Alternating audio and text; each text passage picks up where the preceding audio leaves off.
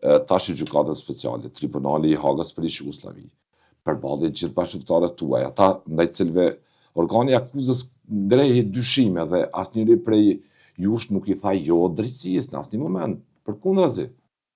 Kishte me qenë e pa kuptim me i thonë jo drejtësisë. Ke luftu për një drejtësi edhe ti tash po i thuaj jo drejtësisë, kjo s'ka kuptim. Edhe vetë kisha vepru në njëjtën mënyrë. Kur do të qoftë që dikush kish me ngrit dyshime ndaj veprimeve të mia, ju kisha përgjigj drejtësisë, se du me besu në drejtësi. Mirë po, çështja është që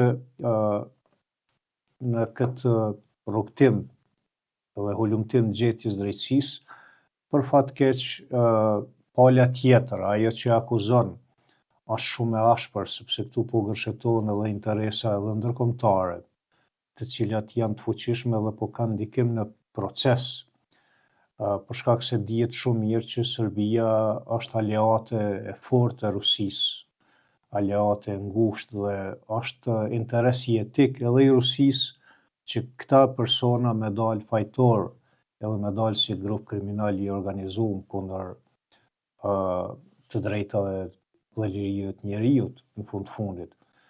Dhe sigurisht ky angazhim i Serbisë bashkë me këta dëshmitar shqiptar që ju kanë bashkuar këtij procesi në krahun e Serbisë, automatikisht edhe Rusisë, kanë një motiv edhe më të madh prapa kësaj. Unë shumë më tepër i shoh si të manipulum dëshmitarët shqiptar, një pjesë të madhe të tyre, sepse nuk mund ta shoh ndryshe përveç se manipulim kur del dikush edhe pa u skuq fare flet për një veç. Ose pse ka qenë roje e pyllit edhe është dyshuar ta dhe ndoshta i ka marrë 2-3 shuplaka, ku me ditë se çka.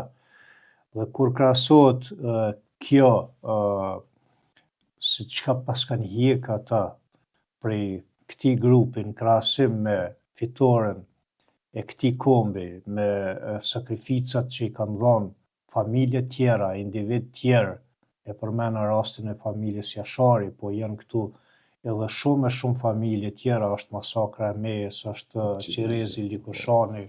400 masakra. Mbi 400 masakra dhe tash... Askush nuk është për të refuzuar një drejtësi meritore për këtë familje të viktima, por një drejtësi të pasuar. Unë e thash, unë do të shkoja vetë të përgjigjem.